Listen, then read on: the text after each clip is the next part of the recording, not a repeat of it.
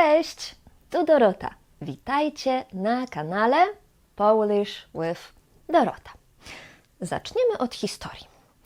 Dawno temu, myślę, że 10 lat temu, jeden mój uczeń, pozdrawiam, Rafael, powiedział: Dorota, uczę się polskiego już chyba 9 miesięcy i ja nadal nie wiem, jak powiedzieć po polsku to put on. Pomyślałam.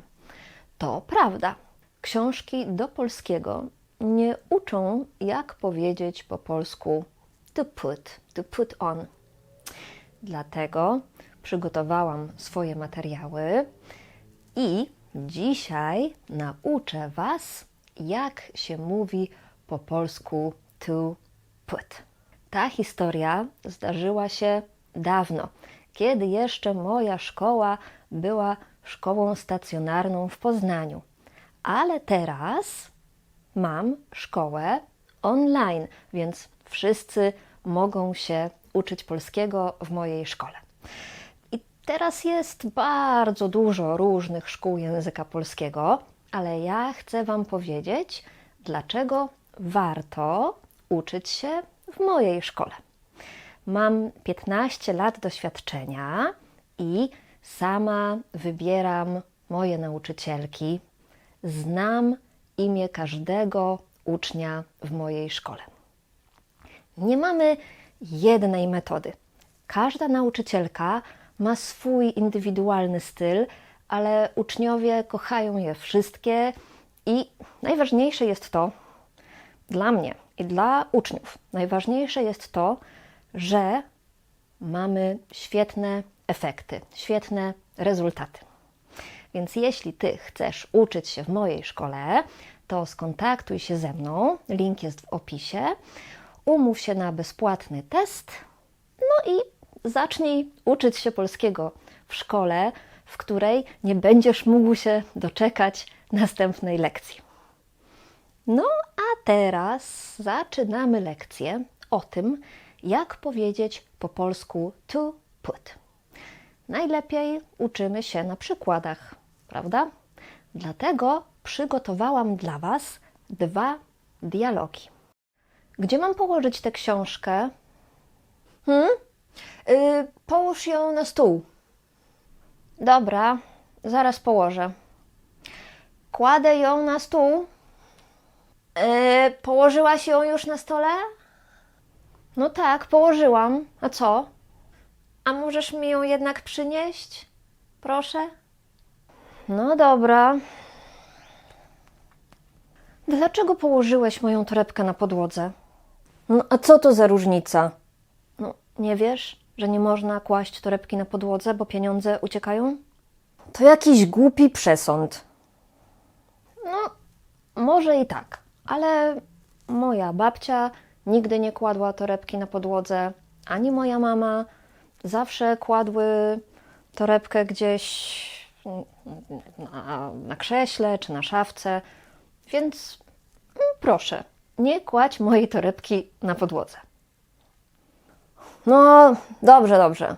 Będę ją kładł. No właśnie, gdzie mam ją kłaść? No, tutaj. Kładź ją zawsze na szafce. Okej. W dialogach mieliście bardzo praktyczne frazy. Wszystko jest też przetłumaczone na angielski i były bardzo różne formy.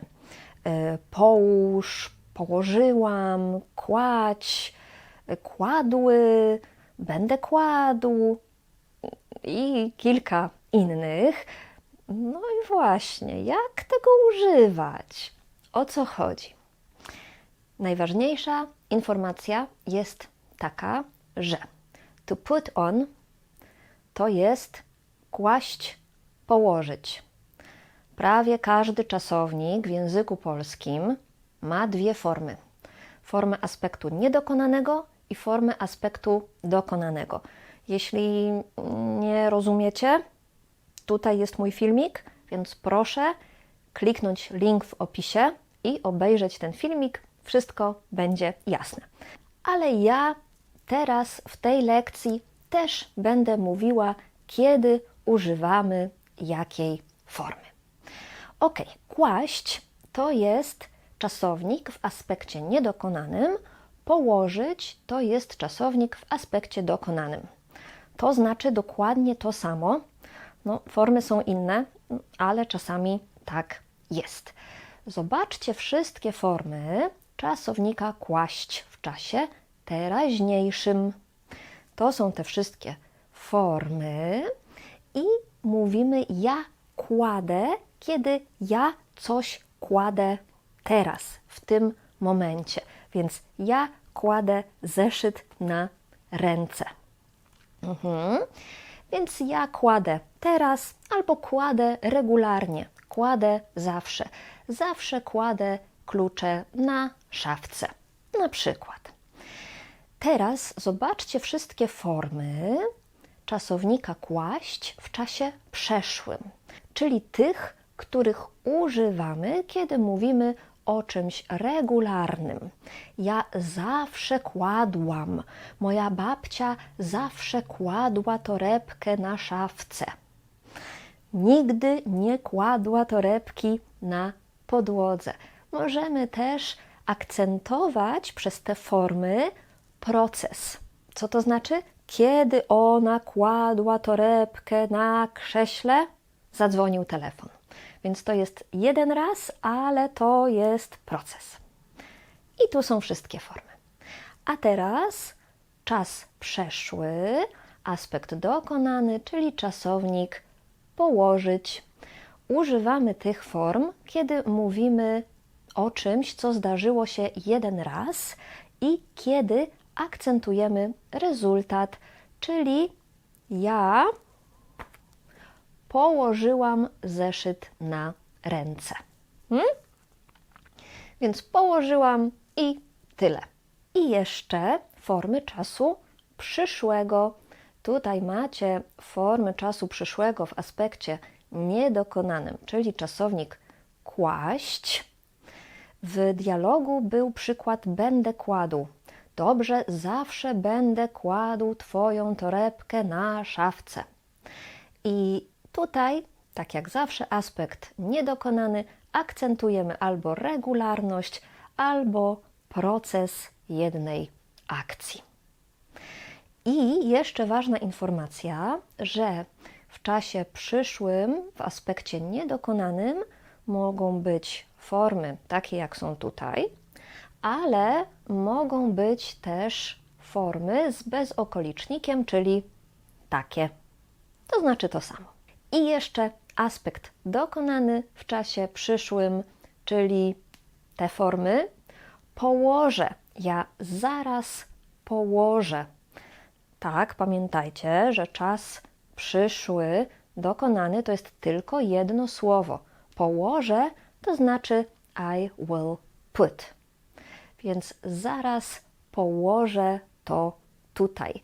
Zaraz położę książkę na stole. Ja zaraz położę zeszyt na ręce. Kładę zeszyt na ręce. Położyłam zeszyt na ręce. Tak używamy tego czasownika. Ale może ktoś, kto jest dobry z gramatyki, zapyta: no dobrze, ale mówiłaś położyć na stół, ale położyć na szafce. Położyć na stół to jest biernik, położyć na szafce to jest miejscownik.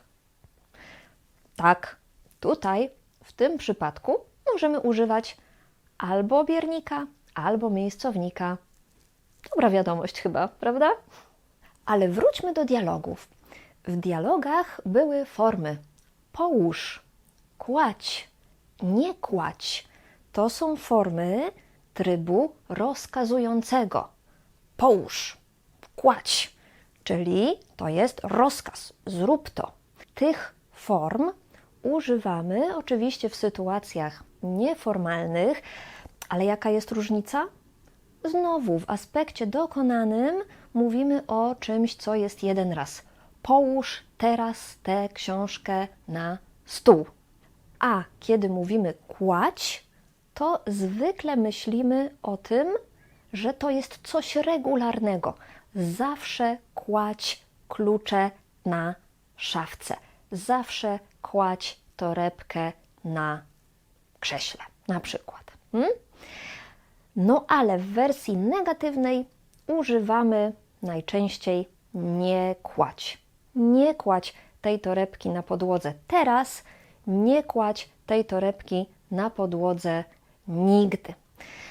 Jeśli jesteście ciekawi, jak to działa, dlaczego, to też mam lekcję na temat trybu rozkazującego, form pozytywnych, negatywnych i link też jest oczywiście w opisie.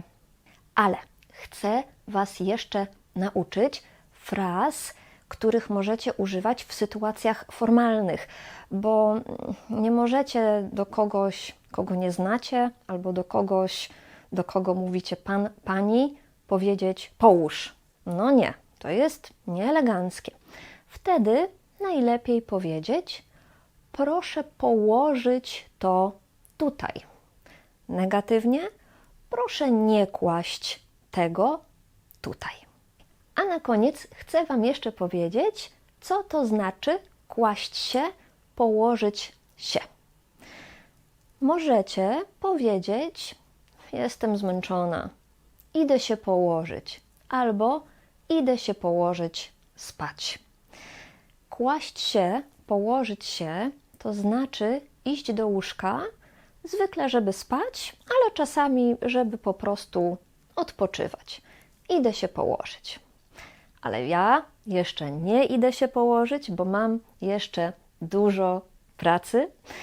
A jeśli moja praca jest dla Was pomocna, to będzie mi bardzo miło, jeśli wesprzecie mój kanał. Link, żeby to zrobić, jest w opisie tego filmu. W komentarzach czekam na Wasze zdania z czasownikiem kłaść, położyć. Wszystkie przeczytam i wszystkie sprawdzę. Dzięki wielkie i do zobaczenia w następnych lekcjach. Cześć!